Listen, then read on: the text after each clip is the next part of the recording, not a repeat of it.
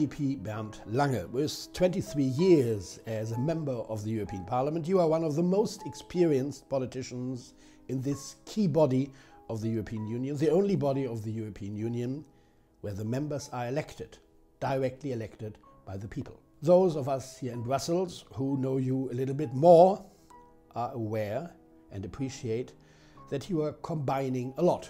Social engagement. You have played a major role in trade unions. With a value-oriented approach, you have studied political science and theology. With a conviction that trade can play a major role bringing economies and countries closer together.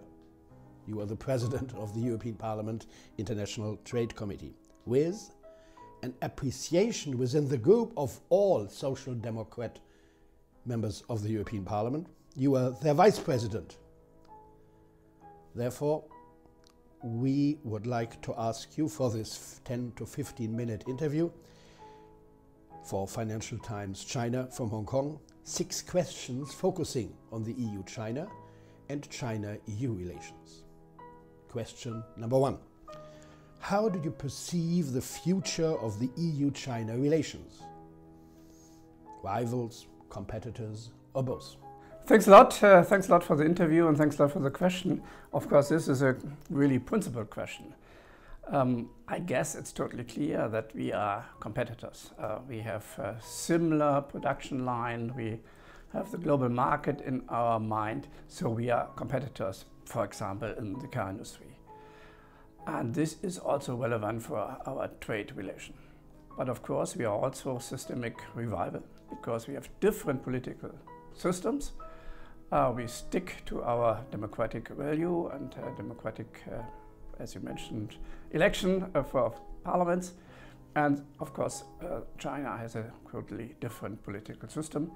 We will not be able to change the political system via trade. And this is also not our intention, but we have to have it in our mind that politically we are really on a different side of the river. How will the Russia-Ukraine war affect EU-China, China-EU relations? It is said if China would cross certain red lines in its support for Russia, the EU is considering imposing certain sanctions on China. In case this would happen, what would be the EU reaction? Follow the United States?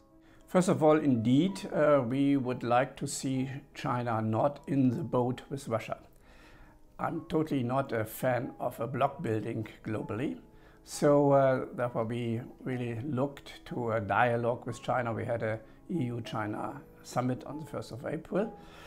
And looking to the economic relation Russia-China, of course there is some rhetoric, but the reality is that they are not compensating all the sanctions against Russia we set after the Russian aggression towards the Ukraine. So I guess we have to make clear to China that our relations are depending on both sides. A lot of foreign companies are really created 20% of the GDP in China. Foreign companies, specifically European companies, are paying tax in China 20%, in Shanghai 30%. So there is a dependency on both sides, and therefore we try to make clear that we should stick in this relation on the status quo, and hopefully they will not go in the direction of supporting Russia. And secondly, yes, if China is taking measures against the sovereignty of a state or a region, then we will set sanctions also towards China. And this will be, of course, having a deep impact to our economy, totally different to Russia. Russia has a share of trade volume with Europe about 2%, even less. China is about 11%. One could consider that the EU is sharing certain elements of the US policy concerning China. Is this a strategic convergence? Will there be a moment that the Western bloc would put values and political interests ahead of economic interests? Regarding the Russian war, I guess you can't divide the world into Western and others. It's a universal issue. The sovereignty of a state is really committed by all countries worldwide. So I guess a lot of countries really make clear that the Russian invasion is not acceptable. And therefore, I guess we should not go in this direction of a bloc building.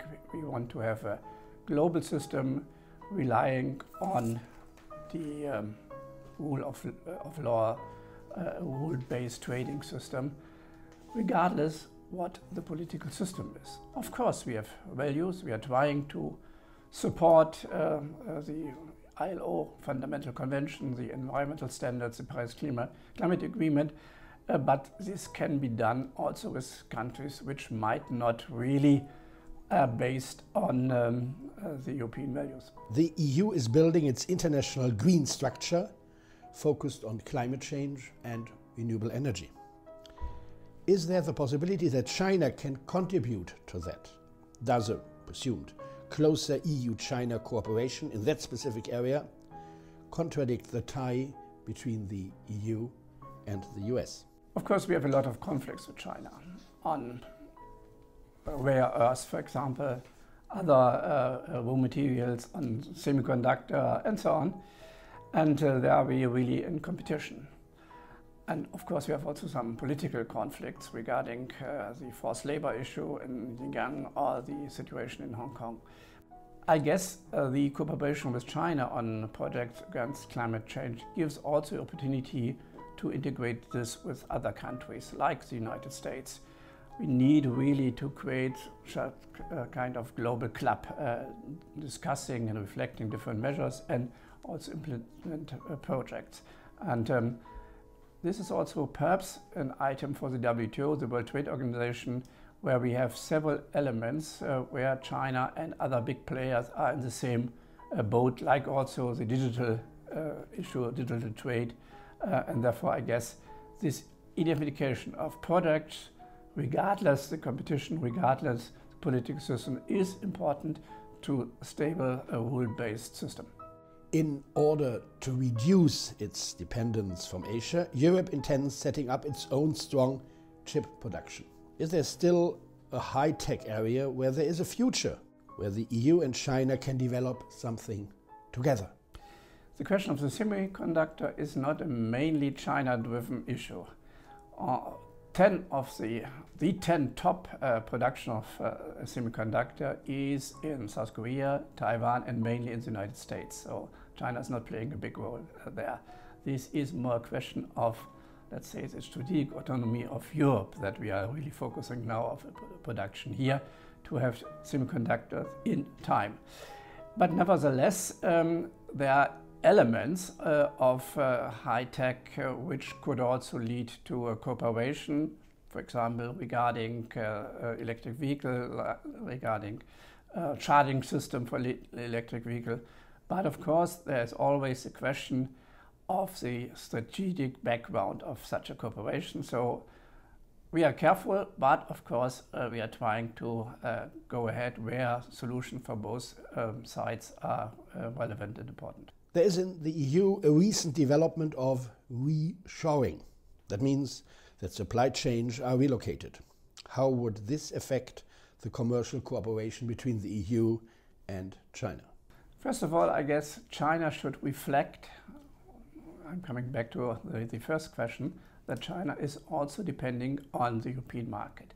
And therefore, some measures like this 100% lockdown in Shanghai is also harming them. Being integrated in the global market, China should reflect their measures as well. At the moment, we have a delay of container shipping for 1 week with an increasing tendency. That's not acceptable. So we have to reflect the political measures domestically which have an impact to the outside world. Secondly, yeah, of course, there is a need to make supply chain more resilient. That's for sure. So I guess a lot of companies are not really aware about where really all the parts in the supply chain is coming from and which kind of risk are there. So I guess the rapid alert system about the supply chain is much more important than reshoring. Secondly, of course, we want to have fair supply chain. So the due diligence in supply chain is important, respecting fundamental labor rights, fundamental environmental standards. So we will focus on supply chain, make them more resilient, more fair. And of course, regarding uncertainty, this will lead in some companies in a decision process which might diversify supply chain, might also relocating some supplier. But I think this should be not the principal tendency of trade policy inside the European Union. Thank you. Thank you very much, Bernd Lange, Vice President of the Socialist Group in the European Parliament and President of the European Parliament International Trade Committee, for your very clear, very detailed and very interesting and forward-going answers. Thank you. Pleasure.